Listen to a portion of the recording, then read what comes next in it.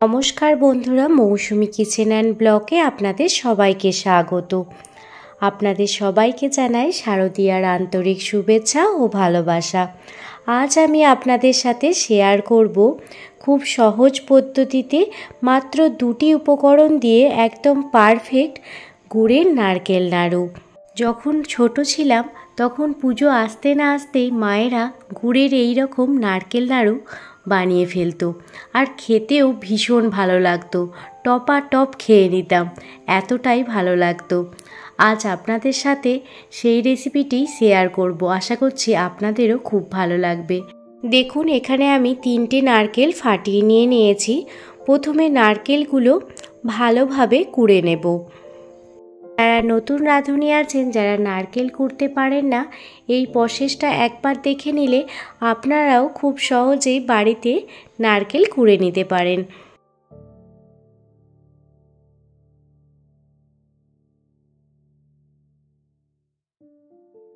দেখুন, 3টে নারকেল খুব সুন্দরভাবে কুড়ে নিয়েছি। এবার যে কড়াইতে নাড়ুটা বানাবো সেই কড়াইটাই নিয়েছি। কড়াইয়ের মধ্যে কুড়ানো নারকেলটা দিয়ে দিলাম। কারণ যেহেতু কড়াইয়ের মধ্যে হবে, সেহেতু আমি এখানে অন্য আর কোনো রকম পাত্র ব্যবহার করিনি। তো দেখুন, নারকেলটা পুরোপুরি নিয়ে নিচ্ছি।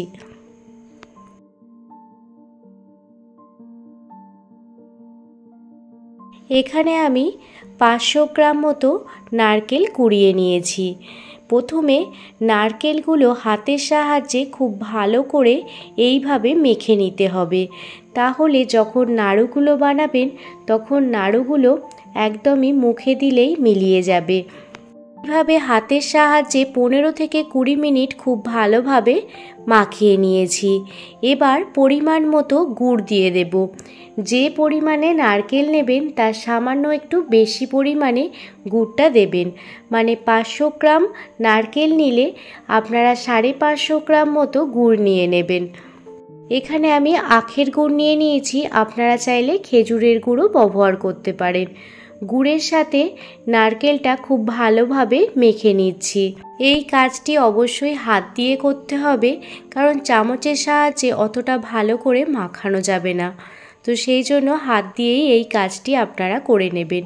খুব ভালোভাবে গুড়ের সাথে নারকেলটা মাখিয়ে নেবেন। গুড়ের সাথে নারকেলটা খুব ভালোভাবে মাখিয়ে নিয়েছি। এবার গ্যাসের ওভেন চালিয়ে কড়াইটা বসিয়ে দিয়েছি। গ্যাসের ওভেনে গুড় আর নারকেলটা ভালোভাবে হাত দিয়ে মাখিয়ে বসিয়ে দিয়েছি। এরপর এর মধ্যে দিয়ে দিচ্ছি 2টো এলাচ আর স্বাদ মতো লবণ। সামান্য পরিমাণ লবণ দেবেন, তাহলে দেখবেন নারকেল নাড়ুগুলো খেতে ভীষণই টেস্টি হচ্ছে। যে কোনো রকম মিষ্টি রান্নার ক্ষেত্রে সামান্য লবণ দিলে সেই মিষ্টি রেসিপিটি খেতে খুব বেশি টেস্টি হয়, তবে লবণের পরিমাণটা একদমই সীমিত থাকবে। এলাচ দিয়ে দেওয়ার ফলে খুব সুন্দর একটি গন্ধ বের হয়। আপনারা দেখতেই পাচ্ছেন আস্তে আস্তে গুড় থেকে যে জল বেরিয়েছিল সেই জলটা আস্তে আস্তে শুকোতে শুরু করেছে। অনবরত খুন্তির সাহায্যে নাড়াচাড়া করে যাবেন, না হলে কিন্তু নিচে ধরে যাওয়ার সম্ভাবনা থাকবে। আর গ্যাসের ফ্লেম অবশ্যই লো টু মিডিয়ামে রাখবেন, হাই ফ্লেমে কখনোই রাখবেন না, তাহলে নিচটা খুব সহজেই পুড়ে যাবে। গ্যাসের ওভেনে দিয়ে দেওয়ার পর অন্ততপক্ষে 30 থেকে 35 মিনিট মতো এই নাড়ুটা পাক আসতে সময় লেগেছে আমার। দেখতেই পাচ্ছেন জলটা একদমই শুকিয়ে গেছে আর নাড়ুর পাকও চলে এসেছে। এই পর্যায়ে নাড়ুটা একটি থালাতে ঢেলে নেব। যে থালাতে নারকেল নাড়ুর ছাইটা ঢালা হবে সেই থালাতে একটু ঘি মাখিয়ে নেবেন, তাহলে দেখবেন নারকেল নাড়ুর গন্ধটা খুব সুন্দর লাগবে আর খেতেও ভীষণই ভালো লাগবে। গুড়ের নারকেল নাড়ুর ছাইটা যখনই দেখবেন হালকা ঠান্ডা হয়ে গেছে, তখনই নারকেল নাড়ুগুলো গোল গোল করে পাকিয়ে নেবেন। খুব গরম অবস্থায় নারকেল নাড়ু পাকানোর কোনো প্রয়োজন নেই, তবে খুব ঠান্ডাও যেন হয়ে যায় না। মিডিয়াম গরম থাকবে। এই পর্যায়ে গুড়ের নারকেল নাড়ুগুলো এইভাবে দেখুন গোল গোল করে পাকিয়ে নিচ্ছি। হাতের তালুতে ঘি বা সাদা তেল মাখিয়ে নিয়ে এইভাবে নাড়ুগুলো গোল গোল করে পাকিয়ে নেবেন।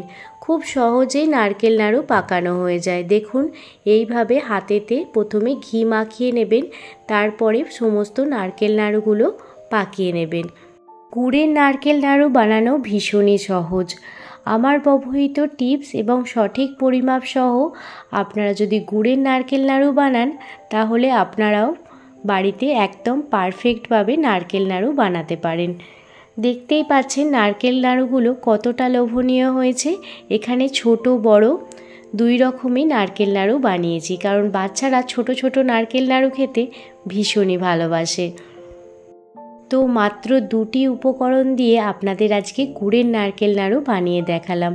তো রেসিপিটি আপনাদের কাছে কেমন লাগলো অবশ্যই কমেন্ট করে জানাবেন। যদি ভালো লেগে থাকে প্লিজ একটি লাইক, কমেন্ট, শেয়ার এবং সাবস্ক্রাইব করে আমার পাশে থাকবেন। যদি আপনাদের এই গুড়ের নারকেল নাড়ুর রেসিপিটি ভালো লেগে থাকে আপনারা ফ্যামিলি ফ্রেন্ডদের সাথেও এই রেসিপিটি শেয়ার করতে পারেন। সবাই ভালো থাকবেন, সুস্থ থাকবেন, সাবধানে থাকবেন। আপনাদের পুজো খুব আনন্দে কাটুক এই প্রার্থনা করি। আবারও কোনো দিন অন্য কোনো রেসিপি ভিডিও নিয়ে আপনাদের সামনে হাজির হব। ধন্যবাদ।